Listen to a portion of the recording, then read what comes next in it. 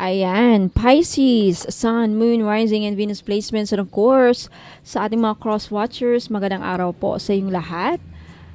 Welcome or welcome back po dito sa Bonum Magos PH. My name is Angel Francia Feliciano.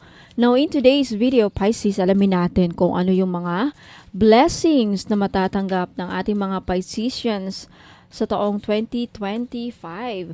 Now, paalala lang Pisces sa lahat po ng mga nanonood, cross-watchers, lahat po ng tarot readings ko dito sa YouTube channel na to ay general reading. So, ibig sabihin, hindi po lahat ay makaka-resonate. Kunin nyo lang kung saan kayo nag-resonate, Pisces, at iwan yung hindi. Ayan, Pisces.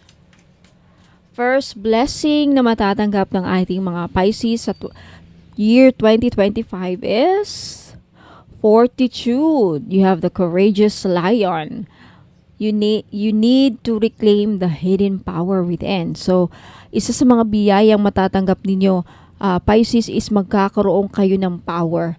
Power, lakas o kakayahan. Kakayahan na lumago, kakayahan na umunlad, kakayahang, magbago ang kapalaran ninyo. Fortitude.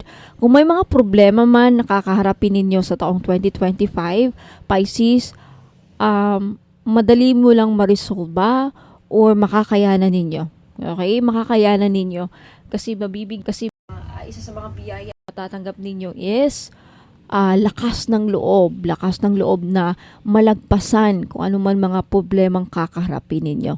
It's a blessing. Next blessing na matatanggap ninyo, Pisces, is wow, you have the power to realize your dreams.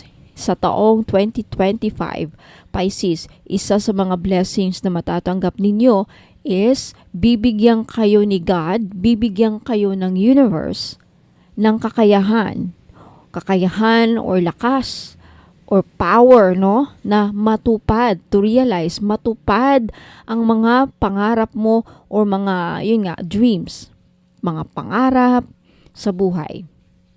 Lalong-lalo na sa mga Pisceans dyan na patuloy na nagpupursige, patuloy na nagkukumayod, at mga Pisceans na may magandang work ethic and malakas ang drive. Ayan. Next blessing, Pisces, is you have the sturdy crab. Sufficiency. Great Mother Ocean. Okay, babibigyan kayo ng lakas. Pisces, strong fortitude, talagang lakas.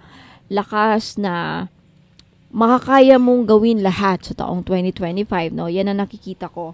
Isa yan sa mga blessings na sa lakas mo, dahil hindi ka mawawalan ng lakas ng loob, lakas pa ng sigla pa ng katawan, alam naman natin na ang puhunan natin sa negosyo, puhunan natin sa pagtatrabaho is at ang ating katawan. Kung maraming nagkakasakit, hindi dahil nagkasakit, hindi na makapagtrabaho, kayo Pisces, isa kayo sa mabibiyayaan na hindi kayo magkakasakit. Kung totoo man yung mangyayari na mayroong another pandemic na naman sa taong 2025, wag naman sana, isa ka sa mabiyayaan ng lakas ng immune system, Pisces, na hindi ka magkasakit. Okay? Ayan. Next blessing, Pisces, is curious hedgehog. Productivity. Maging productive ang inyong taon. Ibig sabihin, marami kayong matatapos, marami kayong ma-achieve, marami kayong magagawa.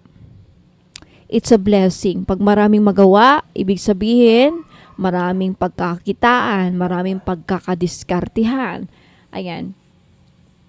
Madami ding mga opportunities na darating sa inyo, Pisces, na magbibigay sa inyo ng napakalaking biyaya.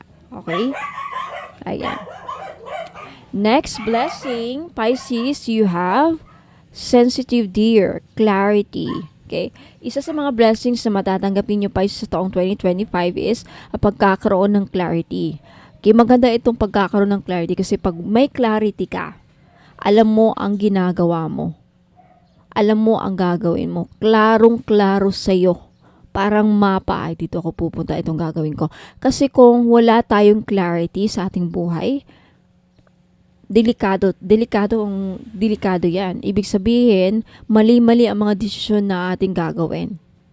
So, pag mali-mali ang desisyon na ginagawa natin, wala. Failure, mistakes, mali. Ayan.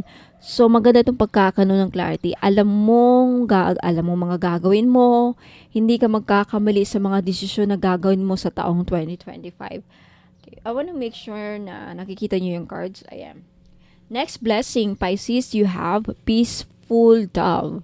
Sa taong 2025, mabibiyayaan kayo ng peace of mind. Ibig sabihin, Pisces, wala kayo masyadong poproblemahin sa taong 2025. It's a blessing na, alam mo, yung walang nagkakasakit sa pamilya mo, walang na-hospital, walang nagka-pneumonia, walang nagka-cancer, walang malubhang sakit na alam ninyong poproblemahin ninyong magpapamilya, gasto sa ospital, ayan. So, isa pa, maganda itong pagkaroon ng peace of mind sa buong taon kasi wala kang kaaway, walang stress, walang gulo. It's a blessing to be able to live in a peaceful life. Ayan.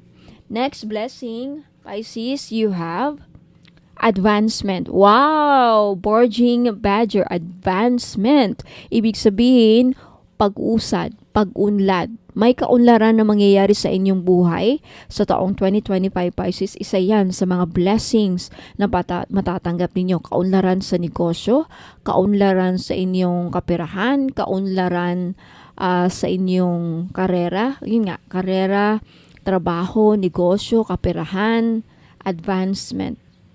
Determination. Ayan. Advancement. May progress ako nakikita.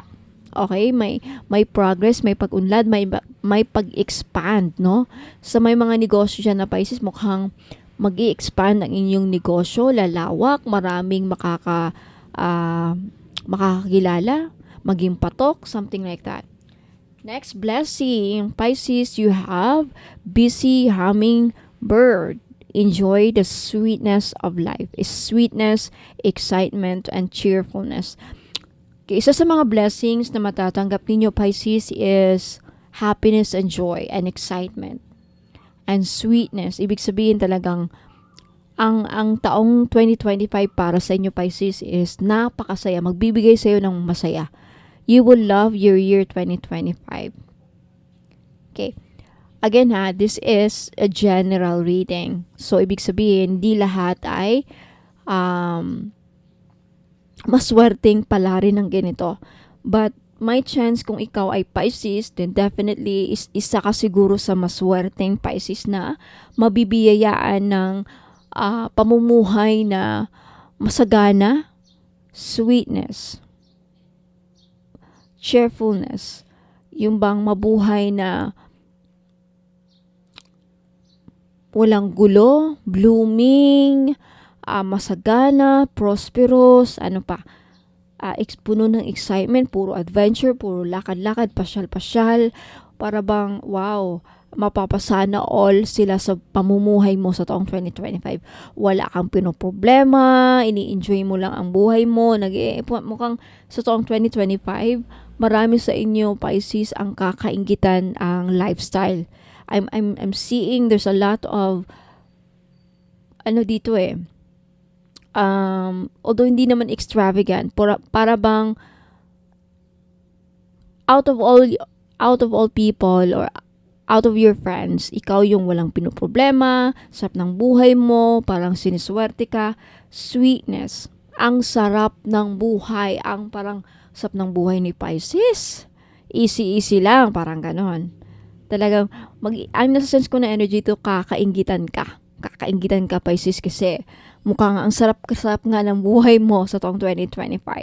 No, kasi yung iba na problema na may utang, na hospital yung nanay, na hospital yung anak, na pa kaso, ikaw wala kang pinoproblema, ang sarap ng buhay mo. Shopping, enjoy. Alam mo ang mga tao, pag nakita nilang masaya ang tao, ibang tao, naiinggit sila kasi nakukuha nilang sumaya. Okay, mahirap sumaya kung nasa kalagitnaan ka ng mga problema, ang dami, kaliwat kanan ng mga problema. May gana ka bang maging masaya sa buhay? Well, depende lang kung sira ulo yung tao. I mean, have you experienced that yung may makikita kang tao na laging masaya, hindi yung todo na nagpapatawa. Iba naman yung nagpapatawa. Most of the time, yung mga tao nagpapatawa, they're depressed. Pero iba yung masaya. Masayang nakikita mo yung aura, maganda ang pananamit, blooming na blooming, wala bang yung first impression mo nakikita, walang pinoproblema. Ang sarap-sarap ng buhay. Parang yan ang magiging buhay ng ating mga Pisces. Kaya mag-iingat Pisces, baka kakainggitan ka. Let's take a look at the bottom of this deck. At the bottom of this deck, Pisces, you have skunk. Okay? One or all of your manifestations magkakatotoo sa 2025. That's one of the blessings na matatanggap ninyo, Pisces. So, Pisces, Sun, Moon, Rising, and Venus placements, yan po ang mga blessings na matatanggap ninyo sa taong 2025. Let me know if nag-resonate sa inyo ang reading na to. And for those of you, Pisces, na interesadong sumali sa libreng pahula, nagaganapin every Saturday or Sunday morning. Ayan. Mag-subscribe lang kayo. Make sure na nakapag-subscribe kayo dito sa YouTube channel ko para hindi niyo ma-miss. Manonotified kayo pag may mga YouTube live broadcast. Okay? Now, for those of you Pisces and cross-watchers na nanonood, if you're interested to buy or if you're interested to find out ano yung mga binibenta kong items, ano mga services ko na offer ko, at ano yung mga produkto na pampaswerte, just visit my website, www.bonhommagos.com. Okay? Now, if hindi ninyo alam paano bumili sa mismong website ko, because you can buy there as well. You can, if you have PayPal or if you have credit card, pwede kayong bumili doon sa website. Now, if hindi nyo alam, you can also purchase or you can place an order sa Facebook page ko. For more information, and for instructions on how to place an order, huwag muna kayong aalis kasi I'll give you instruction kung paano bumili. Okay? So don't go away, I'll be right back. Ingat po and God bless. Inaanayahan ko po kayo na mag-follow sa akin sa Facebook page. Ayan, sa mga interesado pong makita ang aking mga paninda, lahat ng mga pampaswerteng produkto na binibenta ko, makikita nyo po sa website ko. Okay? Paano po nyo mahanap ang aking website? Kung pupunta po kayo dito sa aking YouTube channel, sa homepage ko, makikita nyo po dito yung description ng aking YouTube.